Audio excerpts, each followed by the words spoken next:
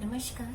In this video, we are going to start the next part of the second chapter of Advanced Accounts. See students, this chapter has been divided into a number of parts. सबसे पहले हमने किया था payroll, फिर हमने किया बहुत सारी एडजस्टमेंट एंट्री, क्लोजिंग एंट्रीज हमने एक पार्ट देखा.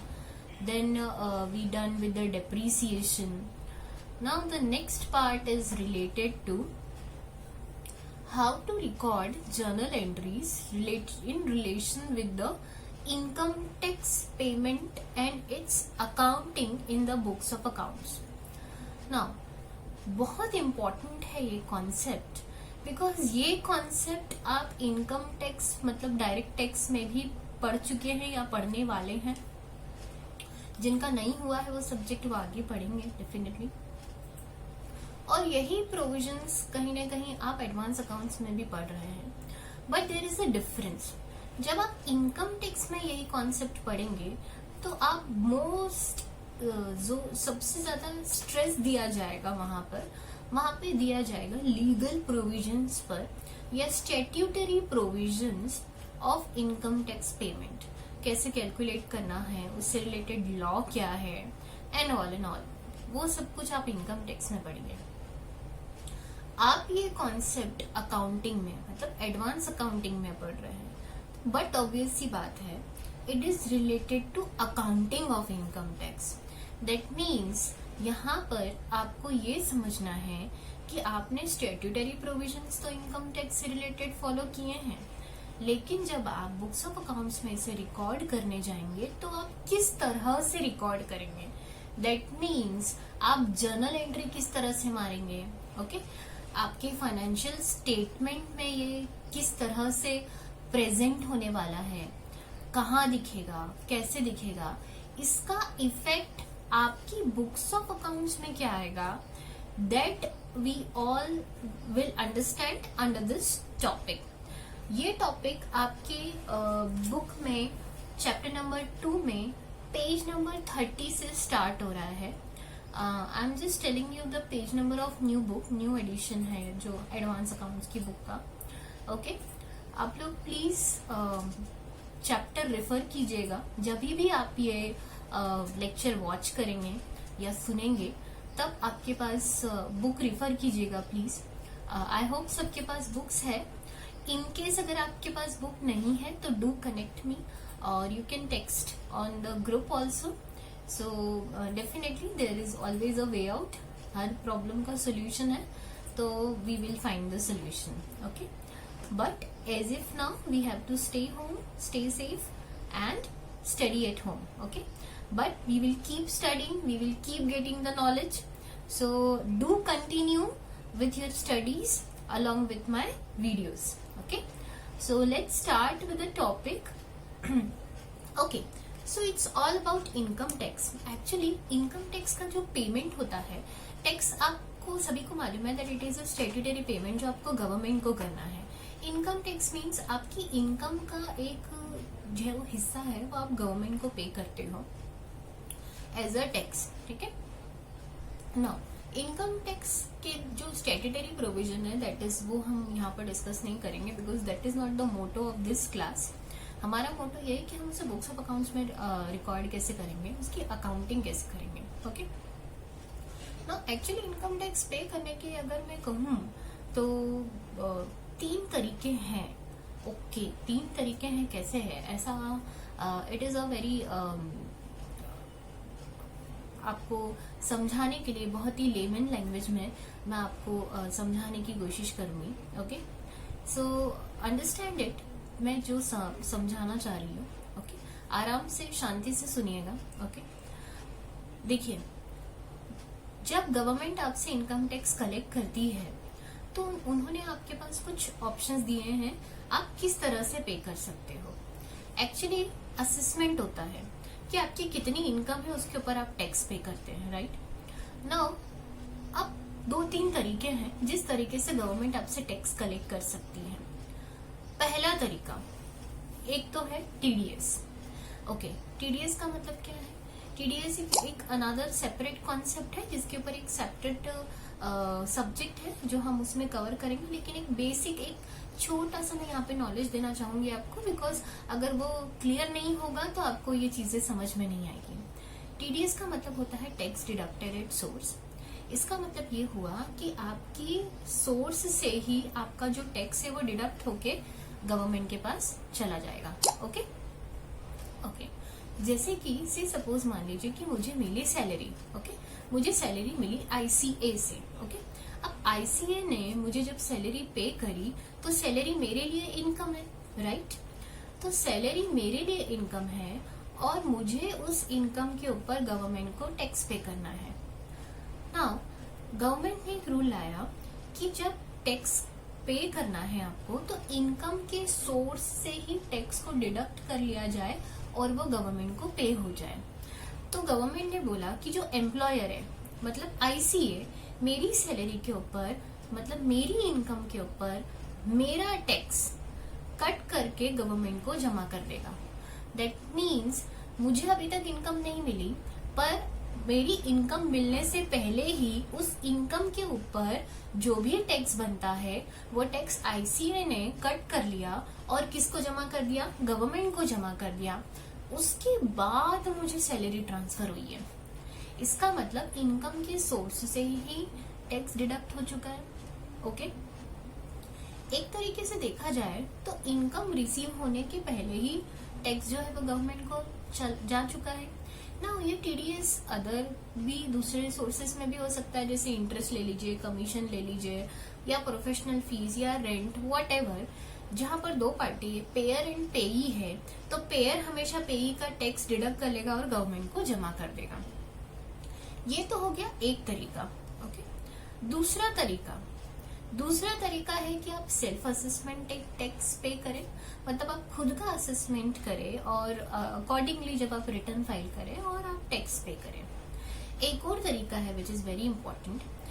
देखिए जो टीडीएस हमने अभी समझा है, इसका मतलब ये हुआ कि जिस साल इनकम आपको रिसीव हो रही है या जिस साल की इनकम है उसी साल आपका टैक्स गवर्नमेंट के पास जा रहा है। अब हम उसी कॉन्सेप्ट के ऊपर बात करते हैं एडवांस टैक्स की। जब दो पार्टी नहीं है, से सपोज पेयर या पेई नहीं है, पेयर अगर पेई है तो टैक्स डिडक्ट होके गवर्नमेंट के पास चला जाएगा इन दी फॉर्म ऑफ टीडीएस और उसी साल में चला जाएगा जिस साल की वो इनकम है। ओके बट इन केस से सपोज मान लीजिए कि मेरा बिजनेस है या मेरी शॉप है, या मैं जस्ट एक एग्जांपल ले रही हूँ। आप कोई भी एक बिजनेस, मेरी कोई भी शॉप है, ठीक है, और मेरी बिजनेस एंटिटी है जहां पर मुझे इनकम हो रही है, बिजनेस से इनकम हो रही है, राइट? अब इस केस में मेरी इनकम मतलब मेरा जो प्रॉफिट आएगा फाइनेंशियल स्टेटमेंट से, और दैट इज माय इनकम। अब मेरी एनुअल इनकम मुझे कोई पे नहीं कर रहा है, it is occurring on my own transactions, right? तो इस केस में इस बिजनेस की इनकम पर टीडीएस के फॉर्म में तो टैक्स गवर्नमेंट के पास जा नहीं रहा है। अब जिस साल की वो इनकम है, ओके, जिस साल की भी वो इनकम है उस साल की इनकम के ऊपर मुझे उसी साल में टैक्स पे करना है। ओके से सपोज मान लीजिए कि एक फाइनेंशियल ईयर है 1890। ओके अब 1819 का जो फाइनेंशियल ईयर मैंने लिया है इसका असेसमेंट कब होगा? असेसमेंट ईयर में। से सपोज 1819 का असेसमेंट ईयर क्या हो जाएगा? 1920। तो प्रीवियस ईयर क्या हो गया? 1819 और असेसमेंट ईयर क्या हो गया? 1920। टीडीएस का अगर केस देखूं तो 1819 के अगर मुझे जब भी हर महीने सैलरी मिलेगी उसी महीने में उसी महीने का जो टैक्स है वो हर महीने डिडक्ट होके गवर्नमेंट के पास चला जाएगा। मतलब 18-19 का टैक्स गवर्नमेंट के पास 18-19 में ही चला गया। हाँ, उससे रिलेटेड मैं रिटर्न कब भरूंगी? 19-20 में। नाउ सेम वे एक कॉन्सेप्ट ये लाया गया कि से अगर मेरा बिजनेस है, अगर टीडीएस डिडक्ट नहीं हो रहा है किसी भी फॉर्म में, अब 18-19 की इनकम के ऊपर 18-19 में ही गवर्नमेंट के पास टैक्स चला जाए, मतलब नो डाउट आप रिटर्न 19-20 में भरेंगे, असेसमेंट लेटर ईयर में होगा, लेकिन आप उस साल का टैक्स उसी साल में एडवांस में पे करेंगे। उस साल का 18-19 अगर है फाइनेंशियल ईयर तो 18-19 का टैक्स आप 18-19 में ही पे करेंगे और वो एडवांस में पे कर रहे हैं आप, और जिस साल मतलब अभी पूरा फाइनेंशियल ईयर खत्म नहीं हुआ, उसका असेसमेंट अभी तक हुआ नहीं है ना, असेसमेंट ईयर आया है, बट आप एडवांस में टैक्स पे कर रहे हैं, इससे आप कहेंगे एडवांस टैक्स। ये आपको खुद को असेस करके पे करना है, ये बात ध्यान दीजिएगा। मोस्ट इम्पॉर्टेंटली एडवांस टैक्स कब पे करना है? एडवांस टैक्स पे करना कंपलसरी तब है जब आपकी टैक्स की लाइबिलिटी 10,000 रुपीज से ज्यादा आ रही है। जब आपकी टैक्स की लाइबिलिटी 10,000 रुपीज से ज्यादा की आ रही है। दूसरी इंपॉर्टेंट चीज, अगर आपका टैक्स लाइबिलिटी 10,000 रुपीज से कम है तो आपको एडवांस टैक्स पे करना कंपलसरी नहीं है। अगर आप सीनियर सिटीजन हैं और अगर आपका कोई बिजनेस नहीं है तो आपको एडवांस टैक्स पे करना कंपलसरी नहीं है। अदरवाइज इसके अलावा आप कोई भी केस में हो, अगर आपका किसी भी फॉर्म में या टीडीएस के फॉर्म में गवर्नमेंट के पास टैक्स नहीं जा रहा है या जा भी रहा है, तो उसके अलावा भी अगर आपकी, जैसे सपोज मेरे पास मल्टीपल सोर्सेज से इनकम है, कुछ सोर्स से टीडीएस कट रहा है लेकिन कुछ सोर्स से टीडीएस नहीं डिडक्ट हो रहा है, तो मुझे खुद को अपनी इनकम का असेस करना है और मुझे देखना है कि अगर एग्रीगेट जो टैक्स है वो 10,000 रुपीज से ज्यादा का आ रहा है तो इट्स माई रिस्पॉन्सिबिलिटी कि मुझे एडवांस में टैक्स पे करना है। और जिस फाइनेंशियल ईयर का है उसी फाइनेंशियल ईयर में पे करना, उसका रिटर्न भले ही लेटर ऑन असेसमेंट ईयर में जाएगा या फिर असेसमेंट बाद में होगा, दैट इज अनदर पॉइंट। तो हमने क्या देखा कि 10,000 से कम है तो पे करना कंपलसरी नहीं है एडवांस टैक्स। अगर आप सीनियर सिटीजन है और अगर आपका बिजनेस नहीं है तो आपको एडवांस टैक्स पे करना कंपलसरी नहीं है। ओके, अदरवाइज आपको एडवांस टैक्स पे करना कंपलसरी है। जब मैं बात कर रही हूँ कंपलसरी है, मैंडेटरी है, तो इसका मतलब ये हुआ कि अगर आप पे नहीं करेंगे तो आपके ऊपर इंटरेस्ट चार्जेस हैं एंड पेनल्टी चार्जेस है। एडवांस टैक्स के ऊपर एक सेपरेट चैप्टर है इनकम टैक्स में जो हमारे सिलेबस में कवर्ड है। जब हम इनकम टैक्स पढ़ेंगे, या बहुत सारे स्टूडेंट्स ने ऑलरेडी पढ़ा भी होगा, तो उसमें interest charges and penal charges already दे रखे हैं, तो यू मस्ट बी अवेयर, या आप तब जब हम वो टॉपिक पढ़ेंगे अगर वो रिफर करेंगे आप, तो आपको समझ में आएगा कि ये मैंडेटरी का इम्पोर्टेंस क्या है। अगर आप नहीं भरते हैं तो आपके ऊपर इंटरेस्ट एंड पैनल चार्जेस हैं। ओके, सो एडवांस टैक्स क्यों इम्पोर्टेंट है, आई होप आपको समझ में आया होगा। ना हमारा मोटो ये है कि हम इस एडवांस टैक्स या इनकम टैक्स से पेमेंट से रिलेटेड हम बुक्स ऑफ अकाउंट्स में एंट्री क्या करेंगे, क्योंकि हम अकाउंटिंग सीख रहे हैं। तो मोस्ट इम्पोर्टेंटली आपको आना चाहिए कि इसकी जर्नल एंट्री कैसे करनी है। जब भी आप एडवांस टैक्स पे करेंगे, it is kind of advance tax, नाम से ही आपको समझ में आ रहा है कि tax in advance, right. It is as good as prepaid expenditure for you, मतलब कोई भी ऐसा स्टेट्यूटरी पेमेंट है जो आपने प्री में पेमेंट कर दिया है, मतलब जो आपने एडवांस में पेमेंट कर दिया है। जब भी आप कोई एडवांस में पेमेंट करते हैं तो आप एंट्री क्या करेंगे, एडवांस टैक्स अकाउंट को डेबिट करेंगे और टू करेंगे कैश या फिर बैंक अकाउंट। जो भी टैक्स का अमाउंट है, से सपोज आपका अमाउंट है 90,000, 80,000, 1 lakh, whatever, just for an example मैं ले रही हूँ, तो advance tax account debit to आप क्या कर देंगे, बैंक अकाउंट। एडवांस टैक्स जाएगा आपका कौन से हेड में जाएगा, करंट असेट में। जैसे मैंने आपको कहा, it is as good as prepaid, it is prepaid expense नहीं है, it is a prepayment of your statutory payment, right. Tax एक स्टैट्यूटरी पेमेंट है। तो जब भी आप कोई प्री में पेमेंट करते हैं तो वो आपका कौन से हेड में आता है, करंट असेट में आता है, और ये करंट असेट हेड में शो होगा। तो advance tax account debit to bank account, ये एंट्री करने के बाद बैलेंस शीट में एडवांस टैक्स आपको कहाँ पर दिखेगा, करंट असेट्स में दिखेगा। ओके, तो अब मैं बात करती हूँ प्रोविजन फॉर इनकम टैक्स की। Now what is provision for income tax? हर साल के एंड में इनकम टैक्स का प्रोविजन बनाएंगे। देखिए, इंपॉर्टेंट चीज ये है कि जब भी आप एडवांस टैक्स पे करते हैं, से सपोज अगर मैंने एडवांस टैक्स, अभी एग्जांपल ही advance tax account debit to bank account 90,000 से मैंने एंट्री करी। अब वो एडवांस टैक्स आपका जो रिलेटेड था वो रिलेटेड है, से सपोज जो आपकी एग्जाम्पल जो बुक में दिया है वही मैं ले रही हूँ। एडवांस टैक्स टू बैंक आपने 90,000 से एंट्री करी और ये रिलेटेड है फाइनेंशियल ईयर 16-17 से। कौन सी ईयर से रिलेटेड है, फाइनेंशियल ईयर 16-17। फाइनेंशियल ईयर 16-17 मतलब प्रीवियस ईयर 16-17। तो असेसमेंट ईयर क्या हुआ 17-18। जब भी आप कोई एंट्री करेंगे एडवांस टैक्स पे करने की, स्पेशली आप मेंशन करेंगे कि ये कौन सी ईयर से रिलेटेड है। से सपोज अगर मैं एडवांस टैक्स टू बैंक कर रही हूँ 90,000 रुपीज का, तो एडवांस टैक्स के आगे मैं ब्रैकेट में मैं मेंशन कर सकती हूँ, कि ये कौन से ईयर से रिलेटेड है। आप चाहें तो प्रीवियस ईयर 16-17 लिख दीजिए, प्रीवियस ईयर 16-17 लिखेंगे तो भी वही बात है, या असेसमेंट ईयर 17-18 लिखेंगे तो भी वही बात है।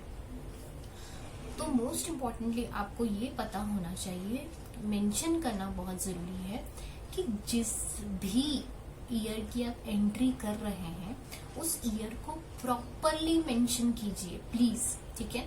आपके लिए बहुत इंपॉर्टेंट है ये चीज, बिकॉज आप जब एंट्री करने बैठेंगे ना, जर्नल एंट्रीज जब आप रिकॉर्ड करेंगे, मैं ये सिर्फ प्रैक्टिकली मतलब क्वेश्चन के पॉइंट ऑफ व्यू से नहीं बता रही हूँ, प्रैक्टिकली भी जब आप बुक्स ऑफ अकाउंट्स में रिकॉर्ड करें, आपको पता होना चाहिए कि आइटम, अब चूंकि ये ऐसा है कि इसमें ईयर मेंशन होना बहुत जरूरी है, क्योंकि आपको पता होना चाहिए कि ये जो एडवांस टैक्स हमने पे किया ये कौन सी ईयर से रिलेटेड है।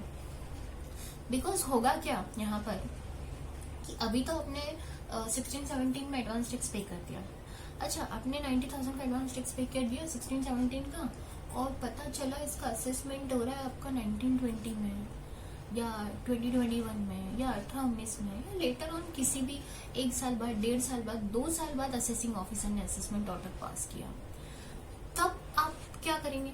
अब आपने 2-3 साल के एडवांस टैक्स पे कर दिए होंगे, अब जब एक्चुअल असेसमेंट का जब ऑर्डर आएगा, अब आप बुक्स में जब चेक करेंगे तो आपको पता होना चाहिए कि भाई 16-17 का असेसमेंट अब हुआ है, तो 16-17 से रिलेटेड हम कितना ऑलरेडी एडवांस में टैक्स पे कर चुके हैं।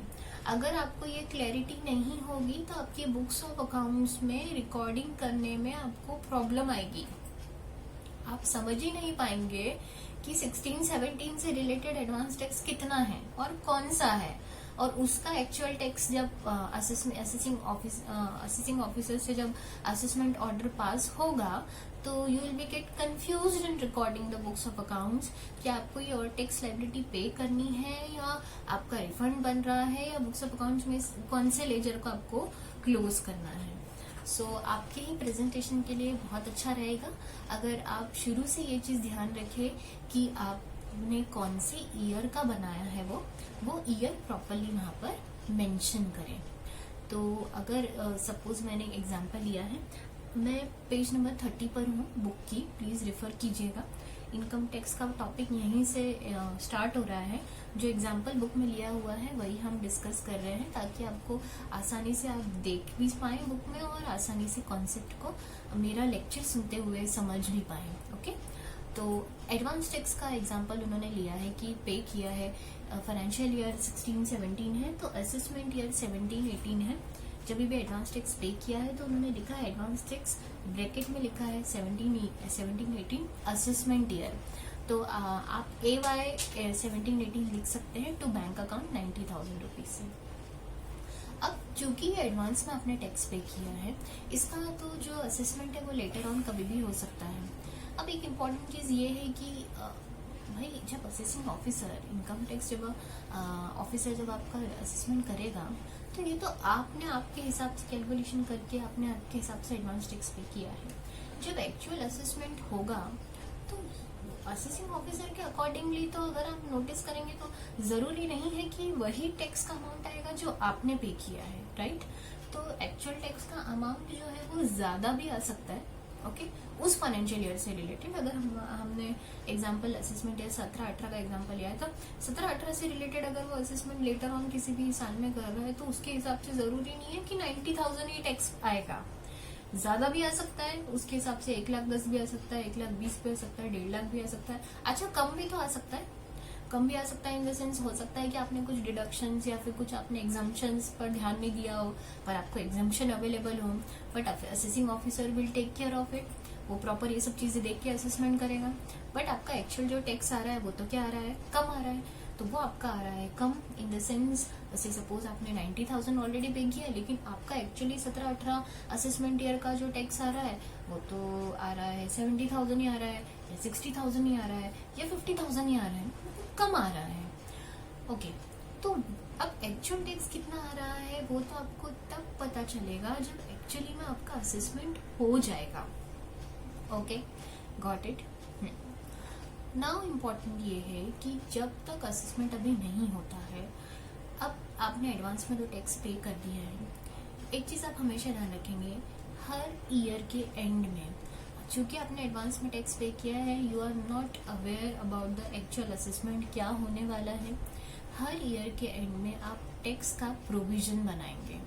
नाउ एक चीज मैं आपको बता दूं, इनकम टैक्स जो है आपको पे करना है, इट इज योर लायबिलिटी, आपको पे करना ही है, बट ये आपका एक्सपेंस नहीं है, ठीक है। It is a statutory payment, it is a statutory payment. तो इम्पोर्टेंटली जब आप बुक्स ऑफ अकाउंट, क्योंकि हमारा मोटो यही है कि हम उसे बुक्स ऑफ अकाउंट्स में कैसे रिकॉर्ड करेंगे, हम उसे बुक्स ऑफ अकाउंट्स में कैसे शो करेंगे। तो जब आप बुक्स ऑफ अकाउंट्स में रिकॉर्ड करेंगे तो आप इसे एक्सपेंस, इनकम टैक्स को हम इस तरह से एक्सपेंस बोलकर नहीं रिकॉर्ड कर सकते हैं। अगर आपने नोटिस किया होगा तो आपने फाइनेंशियल स्टेटमेंट ऑलरेडी बनाए हैं, राइट। तो P&L जब भी हम प्रिपेयर करते हैं तो आपने ध्यान दिया होगा कि इनकम टैक्स कभी भी हम डेबिट नहीं करते हैं P&L में, right, because it is a statutory payment. और हाँ, आप P&L का प्रॉफिट जब आता है उसके बाद उस प्रॉफिट के ऊपर आप इनकम टैक्स पे करते हैं, तो आप इनकम टैक्स आपका कोई एक्सपेंस नहीं है जो P&L में डेबिट करते हैं, राइट। बुक्स ऑफ अकाउंट्स में इसको रिकॉर्ड करने के लिए हर फाइनेंशियल ईयर के एंड में, इसीलिए एक कॉन्सेप्ट है हमारी डबल एंट्री सिस्टम में, इनकम टैक्स की अकाउंटिंग में, कि आप यहाँ पर एक बहुत अच्छा निकाला है ये कॉन्सेप्ट कि इसे अब कैसे रिकॉर्ड किया जाए। तो इसके लिए हम एक बना सकते हैं provision account. This is called as what, provision account. तो provision for income tax account हम क्रिएट करेंगे हर साल के एंड में, ओके। और वो प्रोविजन ऑफ इनकम टैक्स भी, जैसे हमने एडवांस टैक्स रिकॉर्ड किया ना कि एडवांस टैक्स से रिलेटेड टू असेसमेंट ये 17-18 है, वैसे ही जिस साल से भी रिलेटेड आप प्रोविजन फॉर इनकम टैक्स बना रहे हैं, उस साल का जो नंबर है या जो नाम है वो आप प्रोविजन फॉर इनकम टैक्स के आगे ईयर मेंशन कर देंगे, तो आप provision for income tax account वहां पर ईयर वाइज शो कर सकते हैं। नाउ जैसे एडवांस टैक्स जब आपने ओपन किया तब आपने उसको करंट असेट में डाला और एडवांस टैक्स टू बैंक किया, मतलब एडवांस टैक्स को आपने क्या किया, डेबिट किया और उसको करंट असेट में डाल दिया। सेम वैसे ही, और करंट असेट में डाला तो वो कहाँ पर चला गया, बैलेंस शीट में। सेम वैसे ही जब आप provision for income tax create करेंगे, नाउ अब दिस इज प्रोविजन, अगर ये प्रोविजन है अब प्रोविजन अकाउंट, प्रोविजन किसी भी तरह का प्रोविजन आप ऑलरेडी पहले बना चुके हैं, प्रोविजन बहुत सारे, जैसे कि provision for depreciation, provision for bad debts, हम ऐसी अकाउंटिंग, इन आइटम्स की अकाउंटिंग ऑलरेडी कर चुके हैं, राइट। वैसे ही प्रोविजन फॉर इनकम टैक्स है। और आपने नोटिस किया होगा कि प्रोविजन जब भी आप क्रिएट करते हैं तो आप कैसे क्रिएट करते हैं, P&L अकाउंट से, मतलब आप प्रॉफिट का एक हिस्सा निकाल देते हैं। अगर कोई प्रोविजन मतलब क्या होता है, प्रोविजन मतलब यही होता है कि अगर फ्यूचर में कोई हमें लॉस होने वाला है या फ्यूचर में कोई एक्सपेंस होने वाला है तो हम उसके लिए अभी से प्रॉफिट का एक हिस्सा निकाल के रखते हैं, मतलब प्रोविजन बना के रख दें ताकि हमें फ्यूचर में उसका बर्डन ना पड़े, राइट। एकदम से हमें प्रॉफिट हमारा कम ना हो उसकी वजह से, तो हम ऑलरेडी पहले से ही प्रॉफिट को कम करके चलते हैं और प्रॉफिट में से एक हिस्सा उसका निकाल के चलते हैं। वैसे ही इनकम टैक्स के लिए हम प्रोविजन बना के चलेंगे। जब भी आप कोई प्रोविजन बनाते हैं तो आप एंट्री क्या करते हैं, P&L का हिस्सा निकाल रहे हैं ना, तो P&L से प्रॉफिट कम करना है, तो P&L अकाउंट क्या होगा, डेबिट, और 2 क्या होगा, provision for income tax. Provision current liability है, गॉट इट। प्रोविजन क्या है, करंट लाइबिलिटी है और उससे प्रॉफिट कम हो रहा है, P&L अकाउंट कम हो रहा है, P&L का बैलेंस कम हो रहा है, इसीलिए वो क्या होगा, डेबिट। और जैसे ही provision for income tax account आप ओपन करेंगे तो उसे आप कौन से हेड में डालेंगे, करंट लाइबिलिटी में डालेंगे। से सपोज आपका ये जो असेसमेंट है 17-18 है, उससे रिलेटेड आपने प्रोविजन बनाया है 80,000 रुपीज, तो आप एंट्री क्या करेंगे, P&L account debit to provision for income tax 18,000 से 80,000 से, और आप ब्रैकेट में लिख देंगे प्रोविजन फॉर इनकम टैक्स के आगे असेसमेंट ईयर 17-18। मतलब आपने आपके अकाउंटिंग में क्या किया है, 2 एंट्री आपने करी है। एक तो एडवांस टैक्स पे करने की, advance tax to bank, advance tax के सामने आपने लिख दिया A/17-18, और जब आपने प्रोविजन बनाया तब भी आपने एंट्री क्या करी, P&L account debit to provision for income tax assessment year 17-18, और उसके सामने आपने फिगर लिखा है 80,000 रुपीज। अब जैसे ये करंट लायबिलिटी है, इसका मतलब ये बैलेंस शीट में कहाँ पर दिखेगा, करंट लायबिलिटी हेड में दिखेगा। एडवांस टैक्स बैलेंस शीट में कहाँ पर दिखेगा, करंट असेट में दिखेगा। तो इस तरह से इन दोनों ही जर्नल एंट्री के इम्पैक्ट आपको बैलेंस शीट में शो होंगे। ओके, नाउ अब आप एडवांस टैक्स पे कर चुके हैं, उसकी रिकॉर्डिंग कर चुके हैं, प्रोविजन बना चुके हैं, उसकी रिकॉर्डिंग बुक्स में कर चुके हैं। नाउ अब जब लेटर ऑन, सी अभी तक तो आपने आपका पार्ट कर दिया अकाउंटिंग में, नेक्स्ट ईयर में जब आने वाले साल में जब एक्चुअली इस साल का असेसमेंट होगा, मतलब assessing officer, income tax officer जब असेसमेंट करेगा, सपोज एग्जाम्पल में ये दिया है कि असेसिंग ऑफिसर ने जो असेसमेंट किया है, उसने असेसमेंट किया है in the financial year 18-19। Okay, मतलब आपका प्रीवियस ईयर क्या था, 16-17, असेसमेंट ईयर क्या था, 17-18, लेकिन असेसिंग ऑफिसर ने असेसमेंट कब किया, 18-19 में किया। मतलब उसने असेसमेंट ऑर्डर कब पास किया, 18-19 में। जब उन्होंने असेसमेंट किया तब उन्होंने ये पाया कि आपकी जो एक्चुअल टैक्स लायबिलिटी आ रही है related to previous year 16-17, related to assessment year 17-18, वो आ रही है आपकी 1 लाख रुपीज। ओके, जरा ध्यान दीजिए कि आपने एडवांस टैक्स कितना पे किया था, 90,000। आपने प्रोविजन कितने से बनाया हुआ है, 80,000 रुपीज से बनाया हुआ है। लेकिन जो आपका एक्चुअल टैक्स आ रहा है वो आ रहा है आपका 1 लाख रुपीज। ओके, जब ये 1 लाख रुपीज आ रहा है तो अब हम इसकी अकाउंटिंग बुक्स में किस तरीके से करेंगे। ओके, ध्यान दीजिए, आपने प्रोविजन कितने से बना रखा है for the assessment year 17-18, 80,000 rupees से, but for the assessment year 17-18 actual tax कितना आ रहा है, 1 लाख रुपीज आ रहा है। ओके, इसका मतलब ये हुआ कि आपने प्रोविजन कम बना रखा है। Got it? आपका एक्चुअल टैक्स आ रहा है 1 लाख, आपने प्रोविजन बनाया है 80,000 से, मतलब आपने प्रोविजन कितने से कम बना रखा है, 20,000 रुपीज से आपने प्रोविजन कम बनाया था। इसका मतलब ये हुआ कि अब आपको और प्रोविजन बनाना पड़ेगा। जब आपको 18-19 में ये असेसमेंट ऑर्डर मिलेगा तब आपको पता चलेगा कि आपने 20,000 रुपए से कम प्रोविजन बनाया है, इसलिए अब आप 20,000 रुपए से और प्रोविजन बनाएंगे। और जब प्रोविजन आप बनाएंगे तब आपको ध्यान आएगा कि प्रोविजन तो हम लोग P&L अकाउंट से बनाते हैं। इसका मतलब अगेन हमें प्रॉफिट का एक हिस्सा निकालना है और उसे प्रोविजन में डाल देना है 20,000 रुपए से।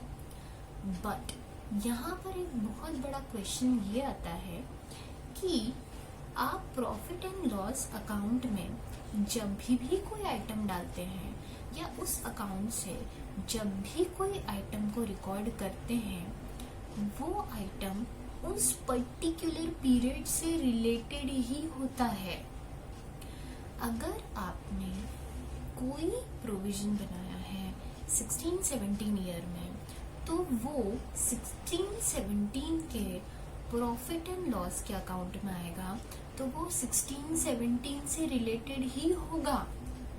जब आपने ये प्रोविजन बनाया था 16-17 में 80,000 रुपीज का, तब ये प्रोविजन 16-17 से रिलेटेड ही था। बहुत इंपॉर्टेंट चीज है ये, बहुत ज्यादा इंपॉर्टेंट कॉन्सेप्ट है ये। क्यों जरूरी है ये? क्योंकि किसी भी फाइनेंशियल ईयर के P&L अकाउंट में वही आइटम आता है जो उस पर्टिकुलर फाइनेंशियल ईयर से रिलेटेड हो। जब आपने 16-17 में प्रोविजन फॉर इनकम टैक्स बनाया, तब आपने वो प्रोविजन बनाया 80,000 रुपीज से, तब आपने वो एंट्री क्या करी, P&L to provision for income tax previous year 16-17 या असेसमेंट ईयर 17-18, तो उस साल के P&L में वो कैसे शो होगा? To provision for income tax 80,000 rupees से। अब ये 16-17 से रिलेटेड ही है, तो वो P&L में शो होगा 16-17 के, इसमें कोई प्रॉब्लम नहीं है। ध्यान देने वाली बात यह है कि पर्टिकुलर ईयर में पर्टिकुलर ईयर के P&L में वही आइटम आता है जो उस पर्टिकुलर ईयर से रिलेटेड हो। जैसे कि मैं एक एग्जांपल लूं, सपोज सैलरी है, सैलरी अगर आपकी 16-17 की आउटस्टैंडिंग पे करना, पे नहीं किया है, लेकिन फिर भी आप सैलरी में वो आउटस्टैंडिंग ऐड कर देते हैं और P&L में रिकॉर्ड कर लेते हैं। क्यों कर लेते हैं? क्योंकि वो सैलरी उस साल से रिलेटेड है, तो वो उसी साल के P&L में आनी चाहिए, भले ही पे की हो या ना की हो। करंट लाइबिलिटी आप लेटर ऑन पे करो, लेकिन P&L में तो रिकॉर्ड हो गया एक्सपेंस, प्रॉफिट तो कम हो गया उस साल का।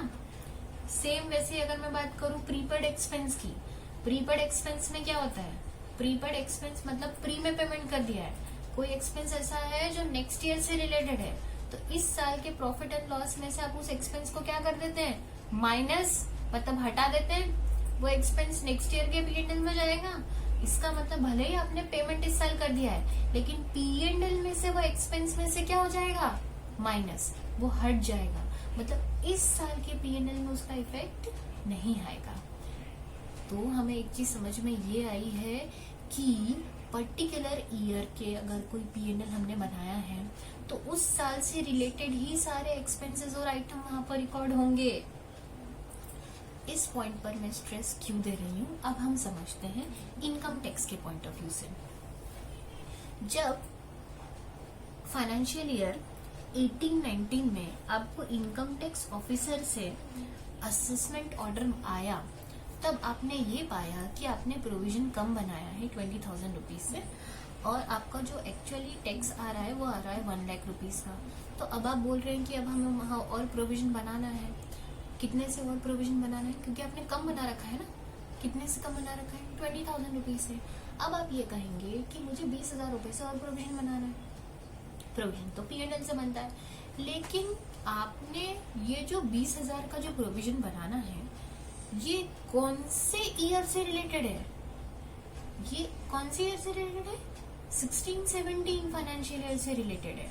प्रीवियस ईयर 16-17, असेसमेंट ईयर 17-18, जो आप कब बनाना चाहते हैं?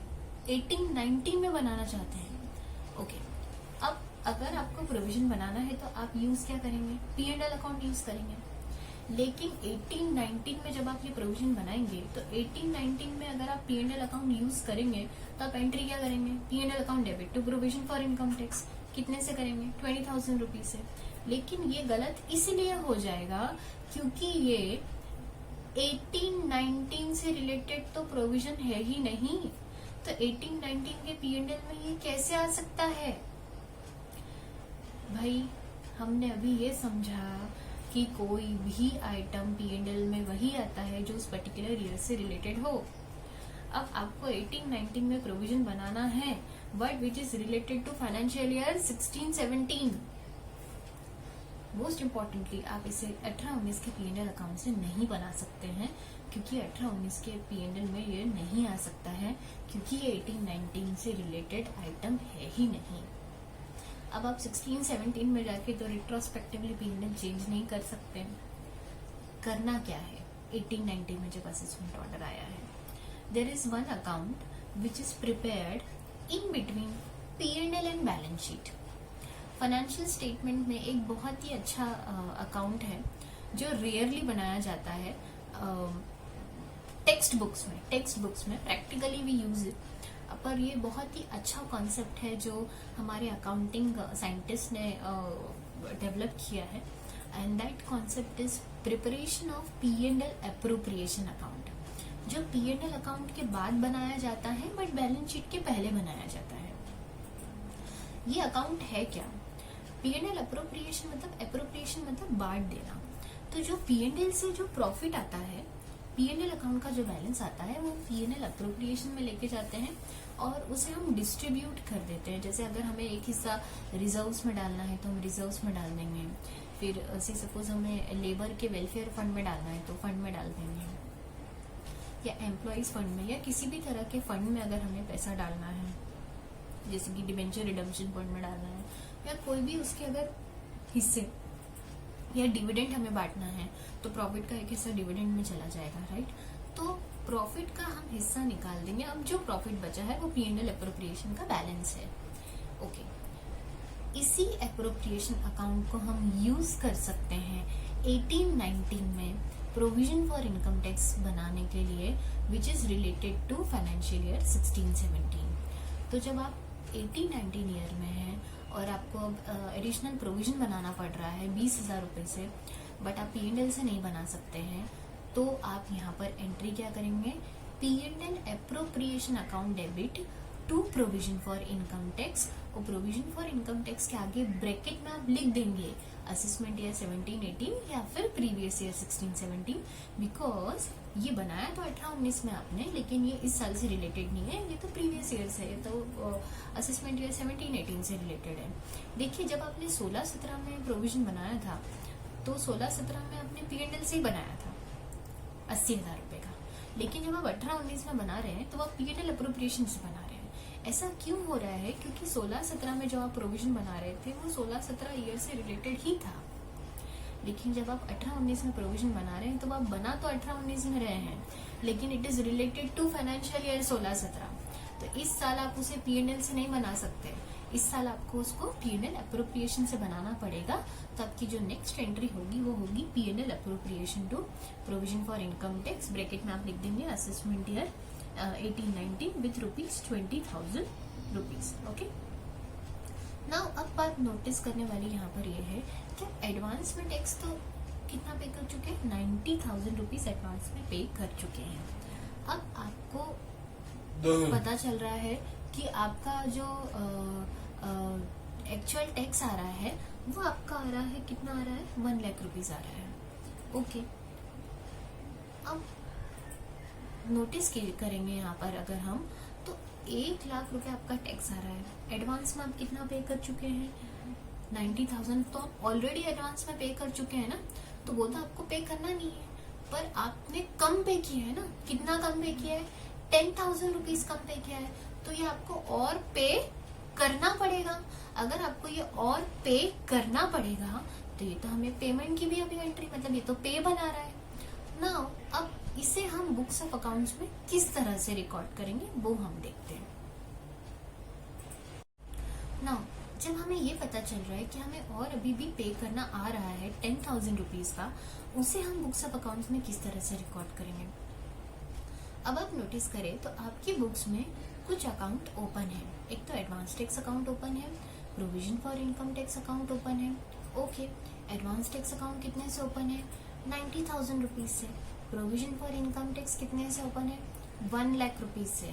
आपने पहले प्रोविजन कितने से बनाया था, 80,000 से।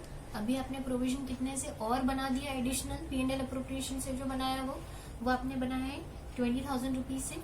तो टोटल आपने प्रोविजन कितने से ओपन कर दिया है, 1 लाख रुपीज से आप ऑलरेडी प्रोविजन अकाउंट ओपन कर चुके हैं, राइट। तो आपके पास ये 2 अकाउंट तो ओपन है। जितने भी अकाउंट ओपन है, हमें पता है कि बुक्स ऑफ अकाउंट में वो सारे अकाउंट क्लोज होने चाहिए। जब तक वो क्लोज नहीं हुए थे तब तक वो बैलेंस शीट में दिख रहे थे। एडवांस टैक्स करंट असेट में दिख रहा था और provision for income tax balance sheet में दिख रहा था करंट लायबिलिटी में। अब जब 18-19 में हमें एक्चुअल टैक्स लायबिलिटी पता चल गई है, हमारा असेसमेंट ऑर्डर आ चुका है, तब हमें ये अकाउंट 18-19 में सारे क्लोज करने हैं। एडवांस टैक्स अकाउंट जब ओपन हुआ था तब वो डेबिट हुआ था, तो जब हम क्लोज करना है तो हम उसे क्या करेंगे, क्रेडिट। अच्छा, provision for income tax account जब ओपन हुआ था तब वो क्रेडिट हुआ था, तब जब हमें उसे क्लोज करना है तो हम उसे क्या करेंगे, डेबिट। तो एंट्री हम क्या करेंगे, provision for income tax account को हम डेबिट करेंगे। कितने से ओपन है ये टोटल, 1 लाख से, 80,000 प्लस 20,000। तो provision for income tax account को हम डेबिट करेंगे। कितने से डेबिट करेंगे, 1 लाख रुपीज से, और ब्रैकेट में लिख देंगे कौन से ईयर से रिलेटेड है ये प्रोविजन, असेसमेंट ईयर 17-18, या फिर आप प्रीवियस ईयर 16-17 भी लिख सकते हैं, एक ही बात है। To advance tax. अब एडवांस टैक्स जब ओपन होता है तो डेबिट, तो क्लोज होगा तो क्या होगा, क्रेडिट होगा। कितने से ओपन है, 90,000 रुपीज से। तो टू एडवांस टैक्स कितना हो जाएगा, 90,000 रुपीज। अब यहाँ पर नोटिस कीजिए, इस एंट्री में एक कम है, एक चीज की कमी है, आपका डेबिट साइड तो हो रहा है 1 लाख रुपीज से, लेकिन क्रेडिट साइड क्रेडिट हो रहा है 90,000 रुपीज से। मतलब क्रेडिट साइड कम है, और वो कितने से कम है? 10,000 रुपीज से कम है।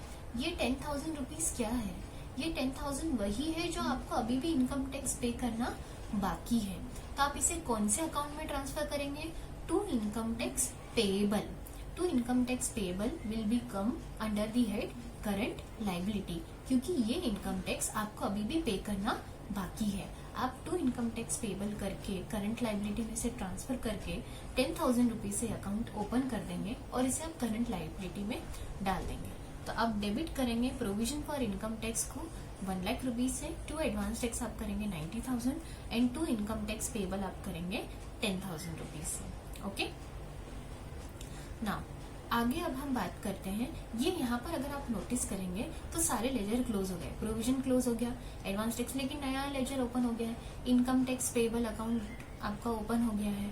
तो अब जब भी आपको पता चल गया कि 10,000 रुपीज मुझे अभी भी पे करना बाकी है, which is related to financial 16-17, जब भी अब आप इसका इनकम टैक्स लाइबिलिटी का पेमेंट कर देंगे, मतलब इनकम टैक्स डिपार्टमेंट को जब भी ये जो एडिशनल टैक्स आपका बन रहा है, ये जब भी आप पेमेंट कर देंगे, तब आप जर्नल एंट्री क्या करेंगे? Income tax payable to bank account. अब यहाँ पर आपका इनकम टैक्स जो है वो भी क्या हो जाएगा? पेएबल भी क्लोज हो जाएगा और आपके बैंक अकाउंट से पैसा ट्रांसफर हो जाएगा इनकम टैक्स डिपार्टमेंट में।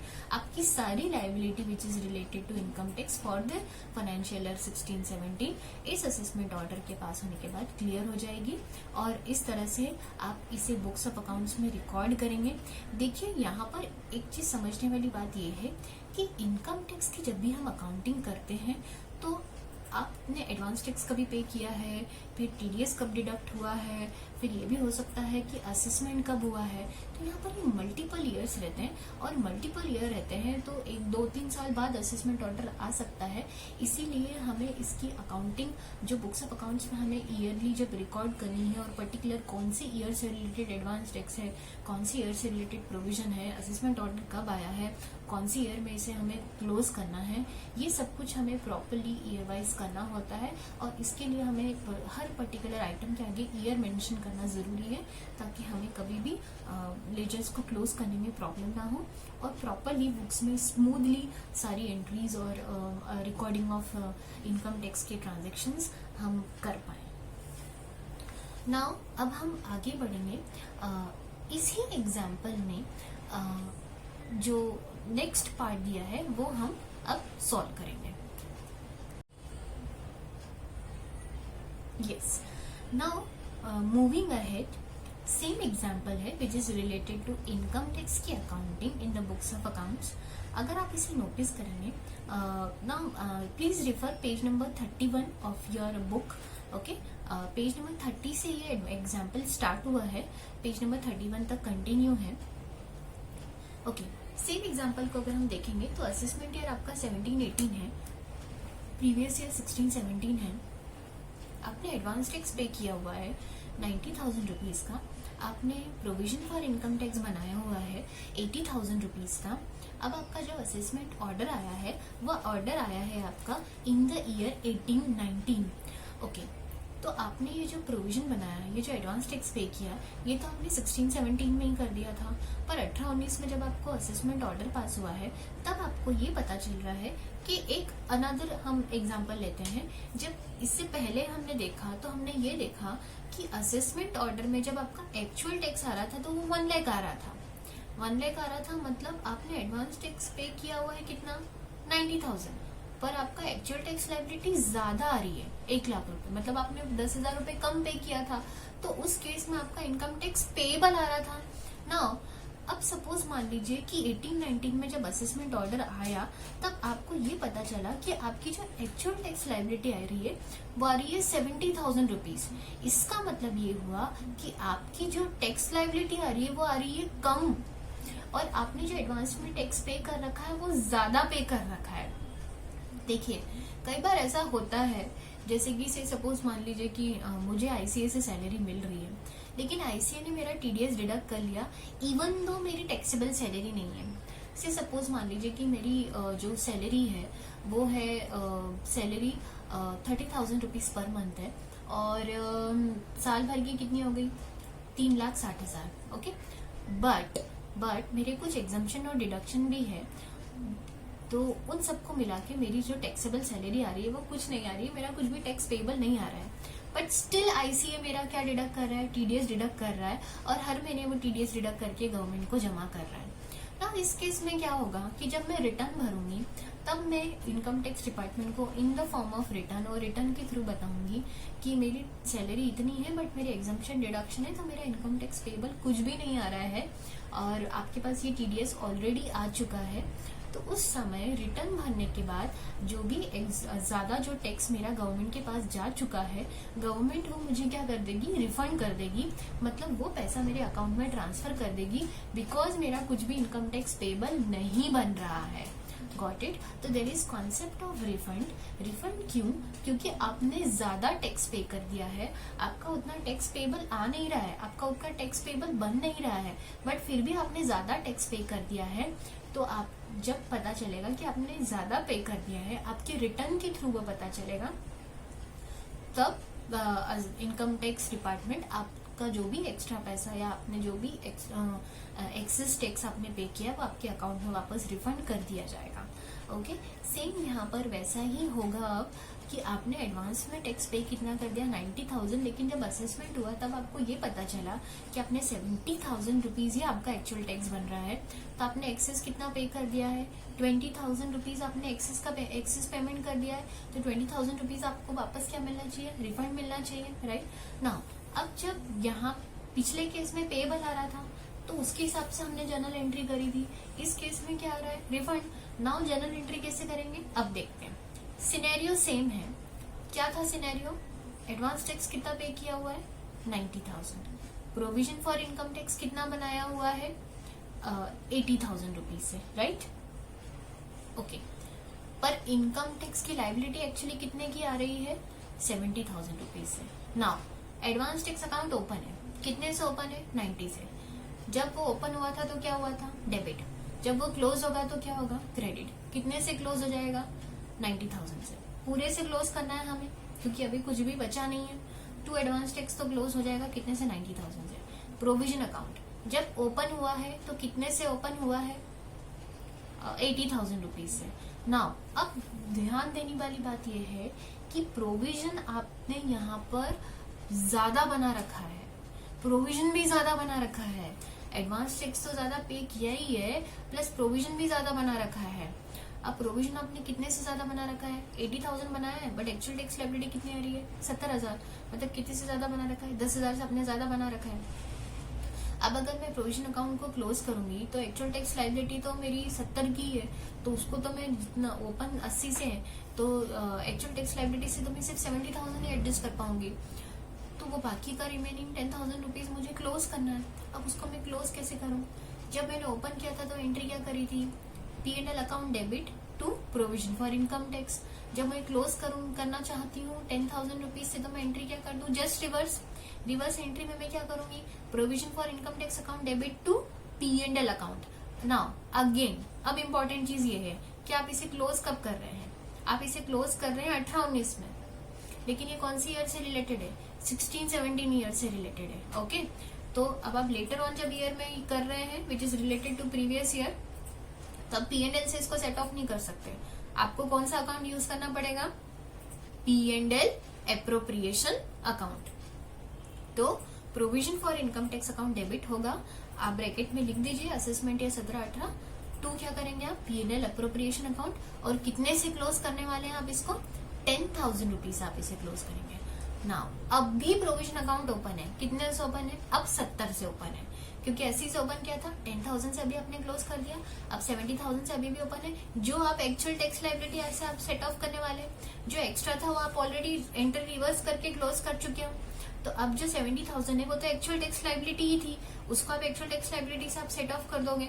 नाउ जब प्रोविजन अकाउंट ओपन हुआ था तो क्या हुआ था क्रेडिट क्लोज कर रहे हो तो डेबिट करोगे, तो again provision for income tax account को डेबिट कीजिए, कितने से अभी भी बाकी है 70 से, 10 ऑलरेडी आप 10,000 से कर चुके हो, 80 से ओपन किया था, अब लास्ट में अभी कितना ओपन है, 70 से ओपन है, उतने से क्लोज करने के लिए आप क्या करोगे, provision for income tax account debit करेंगे, ब्रैकेट में लिख देंगे असेसमेंट या 17-18 से रिलेटेड है 70,000 से। टू एडवांस टैक्स को आपको कितने से क्लोज करना है, 90,000 से, क्योंकि वो कितने से ओपन है आपकी बुक्स में, 90,000 से।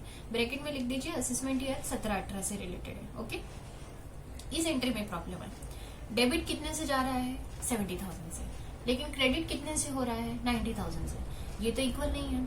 कहां पर कमी आ रही है, डेबिट साइड में कमी आ रही है। कितने की कमी आ रही है, 20,000 रुपीज से। ये 20,000 वही है जो आपका रिफंड बन रहा है। आपकी एडवांस में टैक्स कितना पे किया हुआ है आपने, 90,000 रुपीज का, बट आपकी एक्चुअल टैक्स लाइबिलिटी कितनी आ रही है, 70,000। दैट मीन्स आपने ज्यादा टैक्स पे कर रखा है। अगर आपने ज्यादा टैक्स पे कर रखा है तो आपको रिफंड मिलेगा ना। अकाउंटिंग में जब आप रिकॉर्ड करते हैं बुक्स ऑफ अकाउंट्स में, तो आपको हर आइटम को एक प्रॉपर लेजर में डालना होता है। या तो कोई एक्सपेंस होता है, या तो कोई इनकम होता है, या तो कोई एसेट होगा, या तो कोई लाइबिलिटी होगा। जब आपने प्रोविजन बनाया तो उसको करंट लाइबिलिटी में डाला, जब आपने उसको डेबिट किया तो वो क्लोज हो गया। एडवांस टैक्स बनाया तो आपने उसको करंट एसेट में डाला, जब आपने उसको क्रेडिट किया तो वो क्लोज हो गया। अब ये एक चीज डेबिट साइड में इस एंट्री में कमी आ रही है 20,000 रुपीज की। ये आपका क्या है, इनकम टैक्स रिफंड। रिफंड मतलब ये वो पैसा है जो आपको फ्यूचर में मिलने वाला है इनकम टैक्स डिपार्टमेंट से। और कोई भी वो चीज जो मुझे फ्यूचर में मिलने वाली है, या बेनिफिट मुझे कोई भी मिलने वाला है, पैसा आने वाला है ना, मेरा ही पैसा है नो डाउट, बट क्योंकि टैक्स तो मेरा ही है, मैंने ज्यादा पे कर दिया था, बट मुझे मिलने वाला है वो पैसा, अच्छा लगता है, हमें रिफंड ज्यादा मिलता है तो, या हमारी इनकम टैक्स की लाइबिलिटी कम आती है, तो जो पैसा मुझे फ्यूचर में मिलने वाला है वो आज मेरे लिए क्या है, करंट एसेट है। तो इस एंट्री में एक अकाउंट जो एडिशनल अकाउंट ओपन होगा, वो अकाउंट क्या होगा, income tax refund account which is related to assessment year 17-18, और वो कितने से होगा, 20,000 रुपीज से होगा। तो ये एंट्री होगी provision for income tax assessment year 17-18 70,000 से debit, income tax refund assessment year 17-18 20,000 से debit, to advance tax assessment year 17-18 90,000 से क्रेडिट हो जाएगा। और जब आपको ये एक्चुअली आपके बैंक अकाउंट में ये इनकम टैक्स डिपार्टमेंट का पैसा ट्रांसफर हो जाएगा, तब आप एंट्री क्या करेंगे, bank account debit to income tax refund. मतलब जब आपका एक्चुअली में पेमेंट आपको रिफंड का पैसा मिल जाएगा इनकम टैक्स डिपार्टमेंट से, तब आप एंट्री करेंगे बैंक में, बैंक अकाउंट डेबिट हो जाएगा 20,000 रुपीज से, क्योंकि बैंक में पैसा आ चुका है, टू इनकम टैक्स रिफंड। और इनकम टैक्स रिफंड भी यहाँ पर क्रेडिट होकर क्लोज हो जाएगा। जब आपने इनकम टैक्स रिफंड अकाउंट को ओपन किया था तब आपने इसको डेबिट किया था, और जब आप इसे क्लोज करेंगे तो आप इसे क्रेडिट करेंगे। और इस तरीके से आपने बुक्स ऑफ अकाउंट्स में ये पूरी जर्नल एंट्री करी है। तो हमने दोनों सिनेरियो देखे हैं। जर्नल एंट्री हमने सीखी है आज, इनकम टैक्स की जब भी हम पेमेंट करते हैं तो अकाउंटिंग कैसे करते हैं, तो हमने आज जर्नल एंट्री करना सीखा है। हमने दोनों सिनेरियो देखे हैं। एक बार तो वो सिनेरियो देखा है जब आपकी एक्चुअल टैक्स लाइबिलिटी जो है वो ज्यादा आ रही है, बट आपने जो एडवांस टैक्स है वो कम पे किया है, प्रोविजन आपने कम बनाया हुआ है। दूसरा सिनेरियो हमने वो देखा जब आपकी एक्चुअल टैक्स लाइबिलिटी कम आ रही है, और इनफैक्ट आपने एडवांस टैक्स ज्यादा पे कर रखा था, प्रोविजन आपने ज्यादा बना रखा था। तो दोनों ही सिनेरियो में हमने जर्नल एंट्री सीखी है। बुक का पेज नंबर 13-31 प्लीज आप लोग रेफर कीजिए जब आप ये जर्नल एंट्री समझ रहे हैं। तब जब ज्यादा आपने पे कर दिया है तब आपका रिफंड बन रहा है, या फिर जब आपने कम पे किया है तो आपको और पेएबल बन रहा है। पर इसमें हमने बहुत अच्छा कॉन्सेप्ट सीखा है कि हम जब ये तो हम पे तो करते हैं, दिस आर स्टैट्यूटरी पेमेंट्स, लेकिन एडवांस अकाउंटिंग में ये इसलिए इम्पोर्टेंट है कि इसे बुक्स ऑफ अकाउंट्स में जर्नल एंट्री कैसे करनी है, इसे हमें शो कैसे करना है, कौन से हेड में जाएगा, कौन सा आइटम ऐसा है जो करंट एसेट में जाएगा, कौन सा आइटम ऐसा है जो करंट लाइबिलिटी में जाएगा, बैलेंस शीट में कहाँ शो हो रहा है। सो ये अकाउंटिंग जब आप प्रॉपरली करेंगे तो इसका इम्पैक्ट फाइनेंशियल स्टेटमेंट में भी बहुत अच्छे से आएगा, अच्छे से प्रेजेंट होगा, और आप इनकम टैक्स का इम्पैक्ट आपके बुक्स ऑफ अकाउंट्स में दे पाएंगे और उसे अच्छी तरह से प्रेजेंट कर पाएंगे, which is very important because income tax is a statutory item. ये एक स्टैट्यूटरी पेमेंट है और इसका बुक्स ऑफ अकाउंट्स में रिकॉर्डिंग, अकाउंटिंग प्रॉपरली होना बहुत इंपॉर्टेंट है for the proper representation of financial statement and the proper position of your financial statements and financial position. Okay, thank you.